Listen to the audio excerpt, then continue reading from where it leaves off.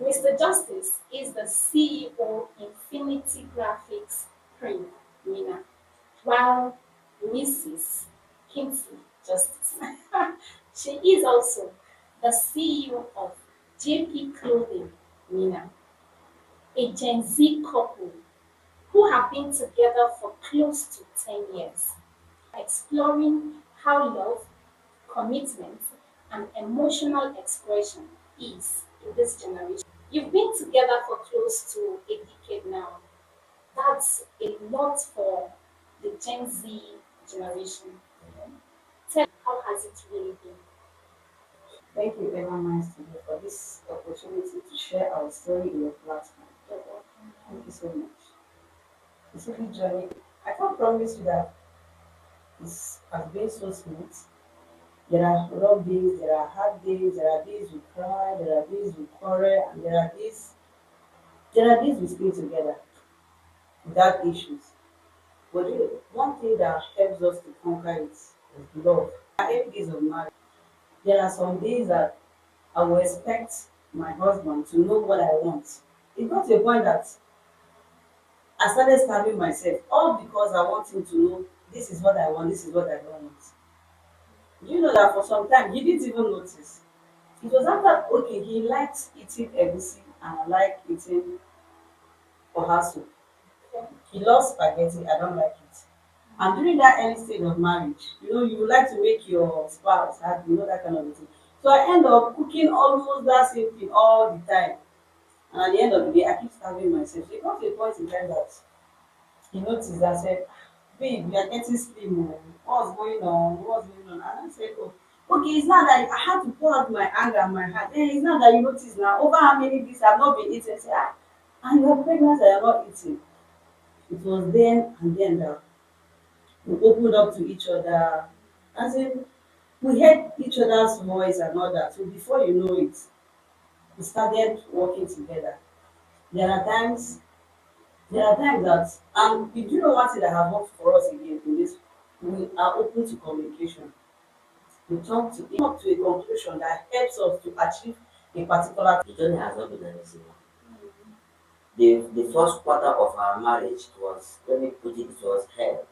Why? Because there were too many things to correct, too many things to put in place, too many things to avoid, and too many things to intake. But then, at the long run, we came to understand that all we need to live together is understanding. By the time we find each other fault and find our corrections, we correct ourselves and then put heads together and understand where those things, those faults were coming from. Immediately we put a step correction to it. So it has not been easy. At a point in time when we got married, I was like, was I really ready for this marriage?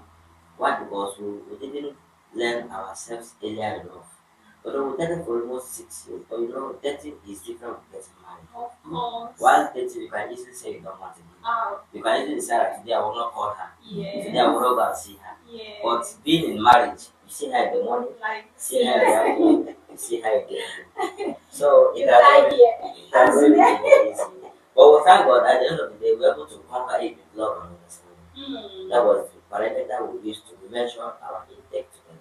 Thank you very Wow, much. I love that word, love and understanding. Guys, did you hear that? Marriage is all about partnership. She just told us something many couples shy away from: intimacy. How effective would you say your sex life is? Come on. I can tell you 100 over 100 minus not. I'm telling you. No cap. I like this babe. Honestly, no cap. All right, Comrade.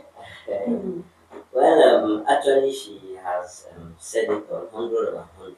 Minus nothing. Minus There are weeks, there are weeks we go Back to without, and if you don't skip any day in a week, you get. Okay, I'm okay. telling you. I love this And I noticed you know.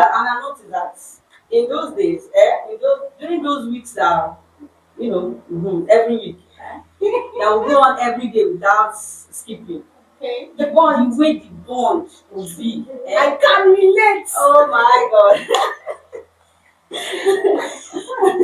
When we got married earlier, there was one sermon I had over on social media that one pastor missus, she was saying, if you want your marriage to last, you should make sure your bed is shaking. Shaking. So I didn't capture that area wrong. I didn't get what she was trying to explain. There's something like that. At the long run, I was like, does it mean that we will be shaking our bed or what is that precisely? What? But at the end of the day, I came to realize that it is actually the intimacy she was talking about. And then at a point in time when I found out that this might be or will rather be the main possibility to make this marriage more efficient and more loved, I didn't even decide to shake my bed. My whole house was shaking. You don't understand? At the point in time when The conqueror is stuck. my neighbors in my house was like, this couple are they fighting every day? It wasn't fight actually, it was a fall in there. I was doing well, I was understanding that in marriage we need this to strengthen our relationship. So we didn't take chances on that ones. We followed it back to back, week to week, days to days until Scream fire for this commitment. Commitment is a word people use loosely these days. What keeps your commitment efficient after all these years? well, and I think this question is for the ladies, she should do that first. Okay. Knowing your partner fully, understanding your partner fully, knowing what your partner likes and what your partner does not like, then avoiding them. Commitment requires emotional, physical, in fact, social, in fact, every Yeah. other Yes. aspect of it. It requires a lot of sacrifice. For you to stay together in this institution called marriage, you have to sacrifice a lot. Your partner being present both spiritually, being in support, showing up for your partner at anywhere and at any time. Yeah. Third parties are one of the people that spoils marriage easily. It Yes. can once you hear what they said or once you listen to whatever is it that they say, before you know it, your mind will automatically change and there is nothing that your partner says that will enter. And once they succeed in creating that room for it, the devil enters. And that once peaceful and loving home will turn to a war zone. Yes. And in the end, before you know it, that's how that marriage got dissolved. That's one of the things happening to so many marriages. If you don't bring out your time, commitment has to do with time. If you don't bring out your time for your home, if you don't sacrifice a lot for your home, if you don't bring out that energy for your home to work, there is no way to work. So I think by God's grace, I've been trying my best, investing all of that emotionally, spiritually, and otherwise. It too has been trying because if I'm to run this race alone, honestly, I can't do it.